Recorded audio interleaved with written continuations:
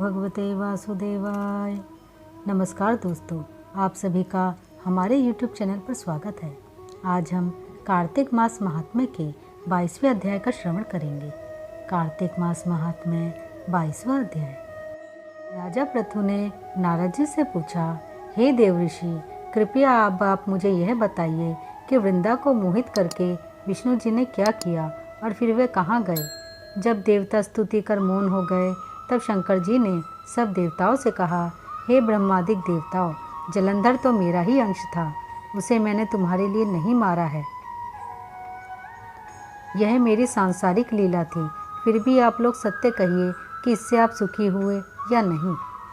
तब ब्रह्मादिक देवताओं के नेत्र हर्ष से खिल गए और उन्होंने शिवजी को प्रणाम कर विष्णु जी का यह सब वृत्तांत कह सुनाया, जो उन्होंने बड़े प्रयत्न से वृंदा को मोहित किया था तथा वे अग्नि में प्रवेश कर परम गति को प्राप्त हुई थी।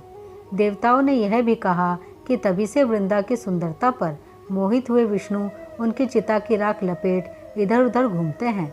अतएव आप उन्हें समझाइए, क्योंकि यह सारा चराचर आपके अधीन है।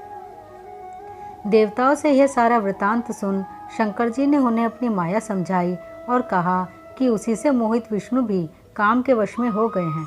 परंतु महादेवी उमा, त्रिदेवों की जननी, सबसे परे वह मूल प्रकृति, परम मनोहर और वही गिरजा भी कहलाती है।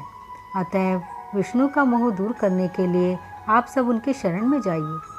शंकर जी की आज्ञा से सब देवता मूल प्रकृति को प्रसन्न करने लगे। उनके स्थान पर पहुंचकर उनकी बड़ी स्तुति की। तब यह आकाशवाणी हुई कि हे देवताओं, मैं ही 3 प्रकार से तीनों गुणों से पृथक होकर स्थित सत्य गुण से गौरा, रजोगुण से लक्ष्मी और तमोगुण से ज्योति रूप हूँ। अतएव अब आप लोग मेरी रक्षा के लिए उन देवियों के पास जाओ तो वे तुम्हारे मनोरथों को पूर्ण कर देंगी। यह सब सुनकर देवता भगवती के वाक्यों का आदर करते हुए गौरी, लक्ष्मी और सरस्वती को प्रणाम करने लगे। सब देवताओं ने भक्तिपूर्वक उन सब देवियों की प्रार्थना की। उस स्तुति से तीनों देवियां प्रकट हो गईं। सभी देवताओं ने खुश होकर निवेदन किया। तब उन देवियों ने कुछ बीज देकर कहा, इसे ले जाओ, बो दो तो तुम्हारे सब कार्य सिद्ध हो जाएंगे।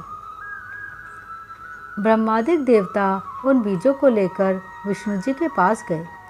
वृंदा की चिता भूमि में डाल दिया। उससे धात्री, मालती और तुलसी प्रकट हुई। विधात्री के बीज से धात्री, लक्ष्मी के बीज से मालती और गौरी के बीज से तुलसी प्रकट हुई।